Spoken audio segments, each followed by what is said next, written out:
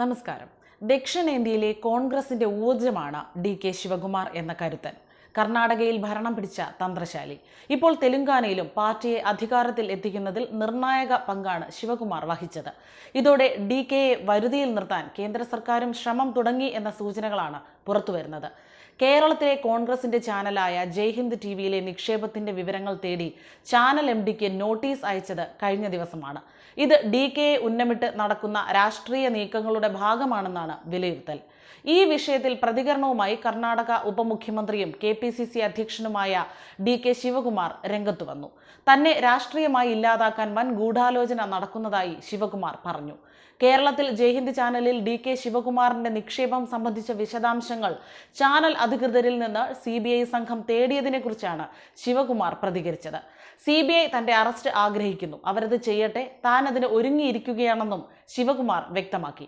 ജയ്ഹിന്ദ് ചാനലിൽ തന്റെ നിക്ഷേപം സംബന്ധിച്ച മുഴുവൻ വിവരങ്ങളും CBIയുടെ പക്കൽ ഉണ്ടായിട്ടും വീണ്ടും നോട്ടീസ് അയച്ചതിൽ അദ്ദേഹം അത്ഭുതം പ്രകടിപ്പിച്ചു. എങ്ങനെയാണ് അവർ നോട്ടീസ് അയക്കുന്നതെന്ന് തനിക്ക് മനസ്സിലാവുന്നില്ല. എല്ലാ രേഖകളും അവരുടെ പക്കലുണ്ട്. ഏതെങ്കിലും രേഖ ഇല്ലാത്തതല്ല പ്രശ്നം. തന്നെ അപമാനിക്കാൻ ചില വമ്പന്മാർ ശ്രമിക്കുന്നു. തനിക്ക് അതൊന്നും അറിയാഞ്ഞിട്ടല്ല. തന്നെ രാഷ്ട്രീയമായി അവസാനിപ്പിക്കാൻ അവർക്ക് കഴിയുന്നത് അവർ ചെയ്യട്ടെ. ഇക്കാര്യത്തിൽ വലിയ ഗൂഢാലോചന നടക്കുന്നുണ്ട്. തൻ്റെ മക്കളെയും ഭാര്യയെയും ബന്ധുക്കളെയും അവർ ചോദ്യം ചെയ്യുന്നു. താൻ തെറ്റായി ഒന്നും ചെയ്തിട്ടില്ല. തനിക്ക് നീതി ലഭിക്കും എന്ന പ്രതീക്ഷയുണ്ടെന്നും ശിവകുമാർ പറഞ്ഞു. ശിവകുമാറിനെതിരായ അനധികൃത സ്വത്ത് സമ്പാദന കേസുമായി ബന്ധപ്പെട്ട് CBIയുടെ ബാംഗ്ലൂരു ഓഫീസിൽ നിന്നാണ് ജയ്ഹിന്ദ് ചാനൽ മാനേജ്മെന്റിന് നോട്ടീസ് അയച്ചത്. ആവശ്യമായ രേഖകളുമായി ജനുവരി 11 അന്വേഷണ ഉദ്യോഗസ്ഥൻ മുമ്പാകെ നേരിട്ട് ഹാജരാകണമെന്ന് ചാനൽ MD BS ഷിജുവിന് നൽകിയ നോട്ടീസിൽ പറയുന്നു. CRPCയുടെ 91 വകുപ്പ് പ്രകാരം DKയും ഭാര്യ ഉഷ ശിവകുമാറും ചാനലിൽ നടത്തിയ നിക്ഷേപങ്ങളും അവർക്ക് നൽകിയ ലാഭവിഹിതവും ഇടപാട് രേഖകളും സാമ്പത്തിക ഇടപാട് രേഖകളും ബാങ്ക് വിശദാംശങ്ങളും ഓഹരി ഇടപാട് വിവരങ്ങളും അടക്കം CBIക്ക് ചാനൽ കൈമാറണം. CRPCയുടെ 91 വകുപ്പ് പ്രകാരം കേസിൽ ആവശ്യമായ രേഖകൾ വിളിച്ചു വരുത്താൻ അന്വേഷണ ഉദ്യോഗസ്ഥന് അധികാരമുണ്ട്. ശിവകുമാറിന്റെ മകനും മറ്റു കുടുംബാംഗങ്ങളും ചാനലിൽ നടത്തിയ നിക്ഷേപങ്ങളും CBI ആവശ്യപ്പെട്ടിരുന്നു.